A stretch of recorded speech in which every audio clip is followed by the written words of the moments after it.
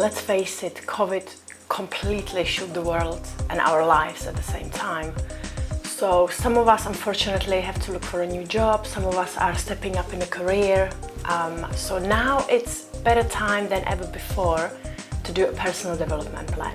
If you've ever taken a time and done a research into a personal development, you probably found that there is a personal and professional development. So some of us are asking what's the difference, some are asking what is it that I actually need.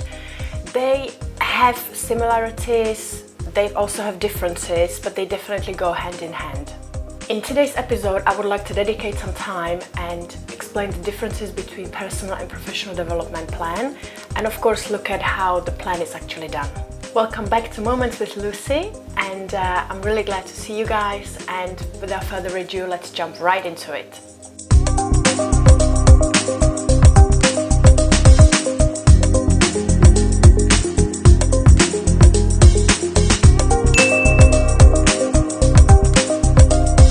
So I want to give you a quick example now.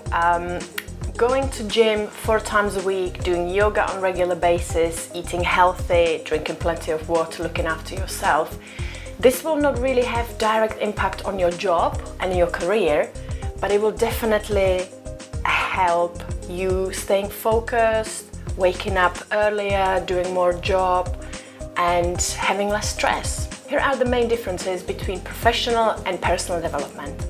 Professional development basically means that you're developing yourself to best understand your chosen career and your job role, the job that you're doing at the moment. So you're developing skills to be a better team leader, to be a better colleague. It involves enhancing certain skills to do your job more efficiently. And this process can be done throughout your whole career. This way I can become a better employee, improve my job or my business. Some of the examples of professional development is new IT skills, new communication skills, some networking skills. You want to apply for promotion, increasing responsibilities in my workplace. So now we've covered the main differences between the professional and personal development. As you can see, the difference is not huge. It's basically, if you develop yourself as a person or personal spiritual level, it will have effect on your job and the way you work and the way you run your business at the same time.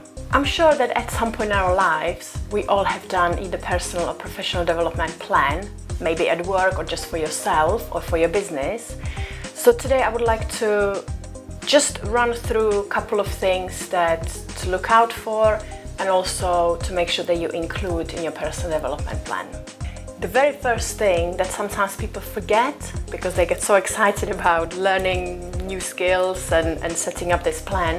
So the very first thing is performance review. You really need to look at where you are at the moment and what you're doing right and what you're doing wrong.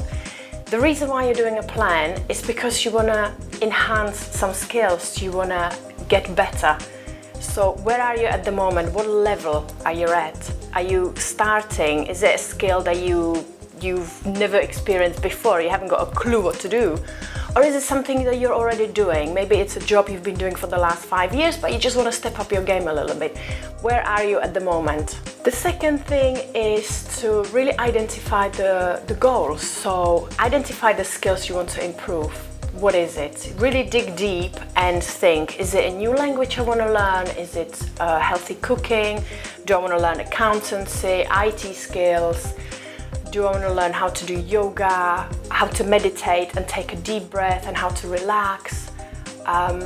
What exactly is it that you're looking for? Is it on your professional or is it on your personal side? And identify those and write them down. Your goals should always be SMART. Now, SMART doesn't just mean clever. It means they should be specific, they should be measurable, they should be achievable, they should be realistic, and they should be timely. To be honest with you, I think this whole SMART goal thing just deserves a video of its own. Does it? Yeah, I think it does. Yeah, so that's exactly what I'm going to do next week. Number 3, always list the step that can be actioned. So what is it that you need to do to get from A to B, basically? So what are the resources you can use? What are the courses you need to do? Do you need to listen to webinars, podcasts? Do you need to learn a new degree?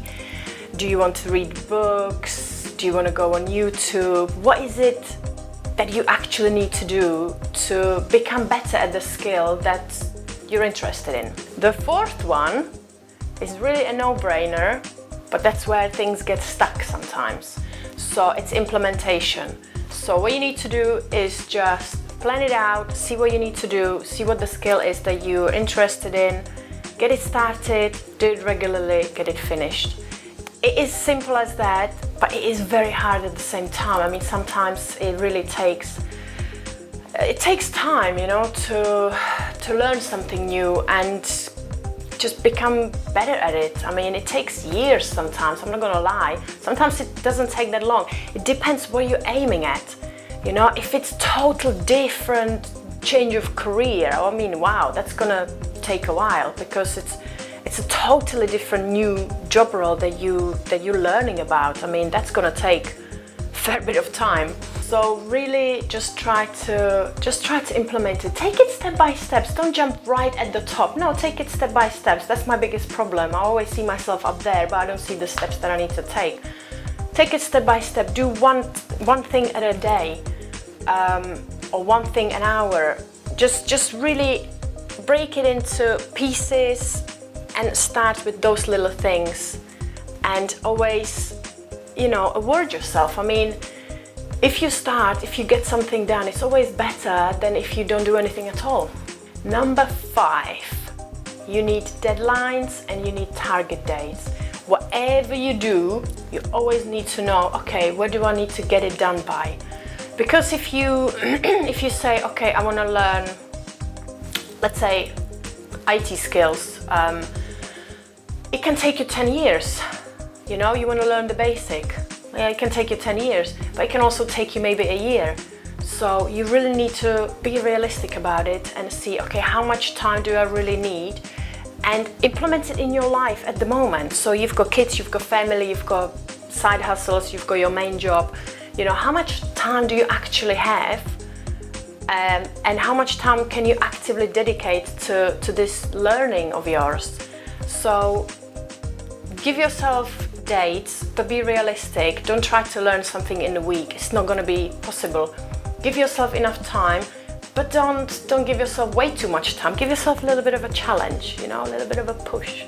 And the final number 6 point is the most exciting, I think. Well, they're all exciting really, but it's setting your review dates. So when you plan this, when you start and you plan the whole, whatever the plan is for, 2 months, 6 months, 1 year, 1.5 years, you want to give yourself a date when you're gonna review it, when you're gonna see, am I on the right track? Do I need to involve more time? Is there any more skills I can learn? Is this too easy? Is this too difficult? Again, you need to have a look where you're at the moment and see how it's doing for you, you know? Are you challenging yourself enough? Or is it just way too much with the kids and the school and all of it, you just can't cope? So always review it and change it to your needs, but always try to challenge yourself and push yourself a little bit more. Now, personal development has been something that I've been really interested in for quite a few years, and I saw a quote online a few years ago, which I thought was brilliant. I'm going to share it with you in a minute. It was sent by, it was a total legend of personal development, Jin Rohn. When I heard the guy for the first time, I thought, oh my God, I need to go to his seminar. But unfortunately, I was a decade too late. I mean, he died back in 2009. But if you need more information about personal development plan, honestly follow him. He's just amazing. I mean, there is no other words for it. So I'm going to share the quote, but I'm going to read it because I really don't want to mess it up. So his quote is, don't wish it was easier, wish you were better. Don't wish for less problems, wish for more skills. Don't wish for less challenge, wish for more wisdom. Just think about it. I'm gonna leave you with that. It was beautiful to see you again, and I will again see you next time.